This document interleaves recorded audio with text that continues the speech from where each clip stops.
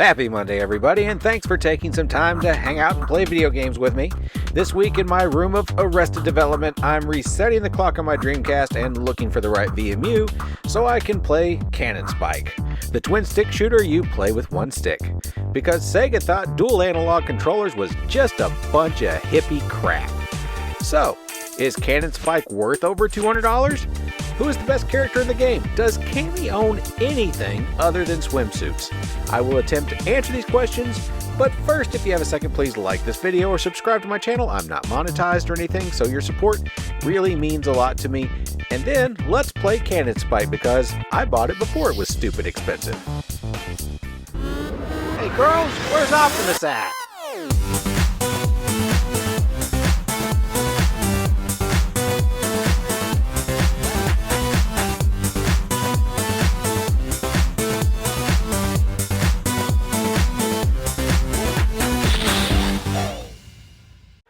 The second most popular game of the year in Japan in 2000, Cannon Spike, was a whatever, shooter featuring a number of Capcom's fan favorite characters. I really want to know what number one was, but I can't read Japanese. Since it was 2000 and in Japan, it could easily have been beaten by Boonga Boonga, because how could Mega Man, Arthur, BB Hood, and Cammy compete with classic characters like Mother-in-Law, Gold Digger, Ex-Girlfriend, and Prostitute? Now that game needed a home port. Okay, squirrel, time to focus. Cannon Spike is a port of the arcade game and the last Dreamcast game ever released in Europe. Put together by the sadistic bullet hell minds at Psycho, whatever. In Cannon Spike, you choose your character and blast away in a sequence of boss fights, moving with the left stick and using buttons to melee or shoot. Oddly enough, the game punishes you for using an arcade stick. Special attack and lock on buttons that are mapped to L and R on the Dreamcast pack-in controller are not mapped to the default arcade buttons on a Dreamcast arcade stick. If you ever played Robotron or Smash TV, you know what to expect. Run, shoot, rinse, repeat. The graphics are early 2000s Capcom and hold up pretty well. I'm honestly surprised this isn't on any of the Capcom arcade collections or some other collection on Switch, since both Capcom and Sikyo have collections on modern systems. It isn't direct overhead view, and I suppose the angles for dramatic purposes. The gunfire is shiny and nice to look at in that arcadey kind of way. Each character has his or her own unique endings that are hand-drawn like most Capcom fighting games. The graphics really aren't bad, but won't wow you either, since most levels are just skinned flat arenas for your player to shoot things in. The enemies are okay, but nothing more interesting than the characters you're playing as. I actually think this would have been cooler if you had to defeat an axis of evil comprised of Dr. Wily, M. Bison, and some random Darkstalkers characters. I just played this game for review, and I can't tell you who the boss is or why I was trying to defeat him, her, it. I can't remember. The sounds are good. Once again, Cannon Spike is an arcade game, and you won't notice any standout tracks because everything is kind of droned out by the arcade-style pew-pew noises of your own constant firing, and the voice samples you hear when you use a special attack. Yeah, it's okay. The game itself is fine. I mean, twin-stick shooters are so common these days. What drags Cannon Spike down is it clearly should have been a twin-stick shooter, but wasn't. You have a lock-on command that mostly works, but does lose your target at times, like most of the times. The game works well enough. It's fun. At the end of the day, I just wanted to go play an actual twin-stick shooter when I was done with this. This felt like I was playing Smash TV again without a multiplayer tap, where you had to hold a button and release to relock a shooting direction, or use buttons as if they were a D-pad. They're not, and you know it sucks to play that way. It's a decent game, hamstrung by the insistence that a twin-stick shooter can be good with one stick. Even the NES Smash TV lets you use the 4-score to play twin-stick style 2-player. All I can think of is maybe they could have used ABXY as a fill-in for the right D-pad, or let gamers use the virtual on-sticks for this game.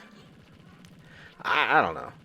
I can't think of a comfortable way to hold the Dreamcast pad sideways, or maybe hold two in a I can't hold two Dreamcast pads at a time. But if Atari had a Proline coupler for 7800 Robotron in 1984, then Capcom and Sega, of all people, could have figured out how to do a right analog in 2000. This is an odd one to talk about. It's a good game.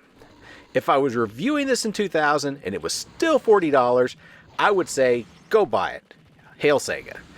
But I have to acknowledge that this game is $250.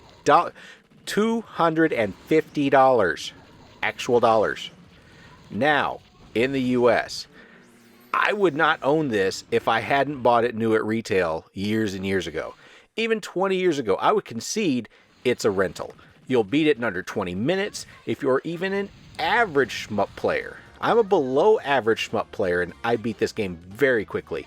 You get all kinds of cool games for cheap on any modern console, or just play Robotron or Smash TV on a Genesis or a Super Nintendo. Retro gaming is expensive.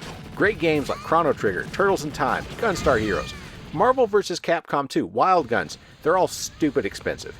They should be. They're great games that everyone should experience. Cannon Spike is, it's okay. It's absolutely not bad. It is, however, short, forgettable, and built for a controller that isn't built for it. It just isn't worth $250. If you say, if you want me to say it's good, then yeah, it's good. If you want me to validate your purchase of Cannon Spike in 2000 when it was priced retail, sure, I agree, totally worth it. If you want me to convince you to run out and pay eBay prices for it now, not gonna happen. I can get my Mega Man fix cheaper in Marvel vs. Capcom 2, and I don't have to see Cammy running around in a swimsuit and fight evil this badly. So in summary, if you have Cannon Spike, back pats all around. A winner is you, greatly job. If you don't have it, that's fine. There are cheaper and better games on Dreamcast, starting with other Capcom and Psycho games like Gunbird, Street Fighter 3, Gigawing. If you want a 10-minute distraction of an arcade game, there's also Capcom's Spawn or Sega's Dynamite Cop that are both cheaper than this. So if you have it, great. If you don't, that's great too. Final thoughts. Anyone wonder why Sega never coughed up a dual analog controller? They give us analog for nights, just nights, in response to the N64. They might drop the Sega CD, the 32X, virtual lawn controllers, a microphone to talk to Leonard Nimoy as a fish, 3D glasses for the Master System, a modem for the Genesis, a modem for the Saturn, a broadband modem for the Dreamcast, a 2 and 4 meg expansion cart, so import fighting games would run better on the Saturn, an arcade game that spins us around like a freaking hamster ball, and a fishing controller. Why was dual analog a bridge too far? Whatever. Let me know in the comments what your favorite Sega thingamajig is. I do love my CDX. I don't use it because it's a CDX, but it's pretty. So anyway, I hope you enjoyed this video, and no matter what your questions are about toys, the universe, everything, remember, the answer is always to have fun. And if you're going to fight evil, I guess you do that in a swimsuit, I guess. I really do appreciate you spending time with me. If you want to help me do more, please like, subscribe, share on your social media stuff so I can grow the channel, take over the world, and play more Sega.